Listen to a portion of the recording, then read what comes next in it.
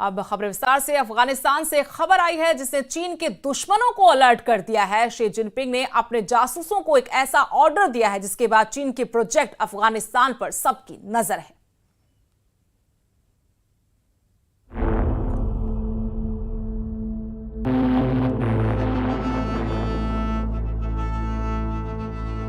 ये काबुल है, अफगानिस्तान की राजधानी। यहां तालिबान है और तालिबान की हर तरफ नजर है, लेकिन बड़ा सवाल है कि तालिबान के पीछे कौन है। बड़ी खबर यह है कि अफगानिस्तान में शी जिनपिंग का सीक्रेट प्रोजेक्ट लॉन्च हो चुका है। सीक्रेट प्रोजेक्ट ऐसा जिसके बारे में तालिबान को भी मालूम नहीं है।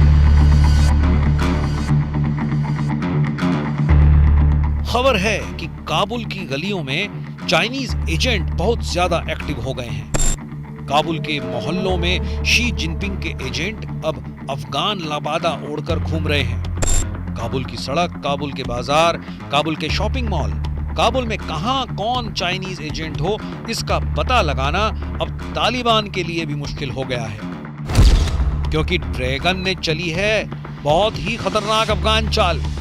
इसलिए पूछा जा रहा है कि क्या चीन के राष्ट्रपति शी जिनपिंग ने बोला है कबूल है।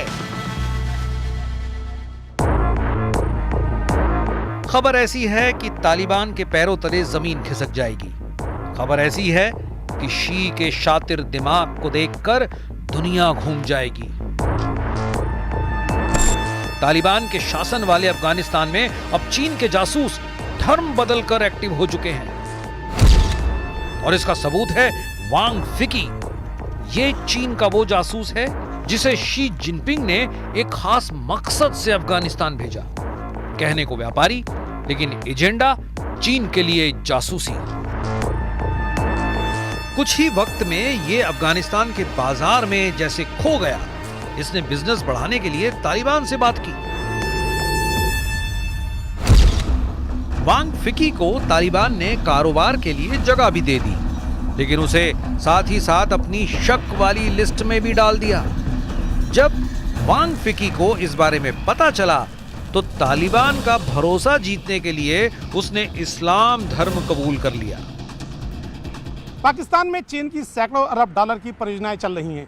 ऐसे में पाकिस्तान से लगे अफगानिस्तान को चीन नज़रअंदाज नहीं कर सकता। चीन को यह भी पता है कि आज पाकिस्तान में वो जितना खर्च करेगा आने वाले भविष्य में उससे कई गुना ज़्यादा वसूल कर लेगा।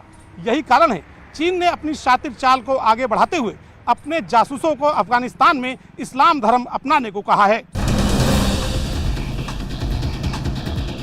चीन के नागरिक वांग फिकी ने इस्लाम धर्म कबूल किया और तालिबान ने भी मान लिया कि अब वो अफगानिस्तान में ही रहेगा, जबकि इसके पीछे चीन की साजिश है जिसने एक जासूस को अफगानिस्तान के अंदर सेट कर दिया है। चीन के नागरिक वांग फिकी को लेकर अफगानिस्तान में बल्ख प्रांत के गवर्नर और तालिबान के प्रवक्ता ने घोषणा की। उसने बताया कि अफगानिस्तान में एक चीनी व्यापारी वांग फिकी ने अब्दुल्ला मोहम्मद नाम अपनाकर बल्ख प्रांत में इस्लाम धर्म अपना लिया है। वांग फिकी को लेकर अफगानिस्तान के सोशल मीडिया पर बहस भी काफी हुई, क्योंकि ये पहला मौका है जब तालिबान शासित अफगानिस्तान में चीन के किसी नागरिक ने इस्लाम धर्म कबूल किया हो। अब सवाल है कि शी जिनपिंग अफगानिस्तान में ऐसे जासूसों का क्या नेटवर्क फैलाना चाहते हैं, और इसके लिए वो किसी भी हद तक जाने के लिए तैयार हैं। अफगानिस्तान पर अभी तक पाकिस्तान, रूस और अमेरिका का प्रभाव रहा है। चीन का ये भी मानना है कि भारत भी अफगानिस्तान के मामले में खासा दखल रखता है। ऐसे में यदि उसे अफगानिस्तान से इन तमाम देशों की खुफिया तैयारियां पता लगती हैं तो ये उसके लिए घाटे का सौदा नहीं है। यही कारण है कि चीन अपने जासूसों को लगातार वहां भेज रहा है, और आने वाले दिनों में उसके कुछ और जासूस अफगानिस्तान पहुंचेंगे और इस्लाम धर्म अपनाएंगे। सूत्रों का यह भी कहना है कि चीन ने अपनी जो तैयारी की है उसमें उसकी कुछ महिला जासूस भी शामिल हैं जो अफगानिस्तान पहुंचकर वहां इस्लाम धर्म अपनाकर वहां के निवासियों से शादी कर सकती हैं। 15 अगस्त 2021 की ये तस्वीरें जरा आप देखिए। अमेरिका ने अचानक काबुल खाली करना शुरू कर दिया था। उसके बाद काबुल और वहां के हवाई अड्डे का क्या माहौल था, एयरपोर्ट पर हजारों लोग और अफगानिस्तान की गद्दी पर तालिबान की वापसी। पूरी दुनिया ने देखा कि अमेरिका अफगानिस्तान में कैसे फेल हुआ। इसमें कोई शक नहीं कि अफगानिस्तान से अमेरिका की रवानगी के बाद अब चीन यहां खुद को मजबूत करना चाहता है। और इसमें वांग फिकी तो शी जिनपिंग का एक छोटा सा मोहरा भर है। चीन तो पाकिस्तान के साथ पूरे अफगानिस्तान को अपने कंट्रोल में करना चाहता है और शी जिनपिंग की यह कोशिश है कि वो अफगानिस्तान के कोने कोने को चाइनीज एजेंटों से भर दे।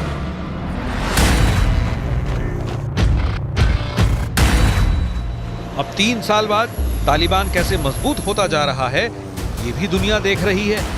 ये 14 अगस्त 2024 की तस्वीरें हैं, जब तालिबान ने बगराम एयरबेस पर अपने हथियारों के साथ परेड की। तालिबान ने दिखाया कि कैसे वो अमेरिका को खदेड़कर फिर काबुल की सत्ता पर काबिज हुआ। तालिबान के इस पावर शो में रूस के अधिकारी शामिल हुए, पाकिस्तान और चीन के भी बड़े बड़े अफसर आए और सबने देखा कि तालिबान ने 3 सालों के अंदर ही खुद को छोड़े गए अमेरिकी हथियारों से लैस करके एक बड़ी सेना के रूप में तैयार भी कर लिया। चीन भी देख रहा है कि तालिबान को नजरअंदाज करना उसके जासूसी जाल को नुकसान पहुंचाएगा।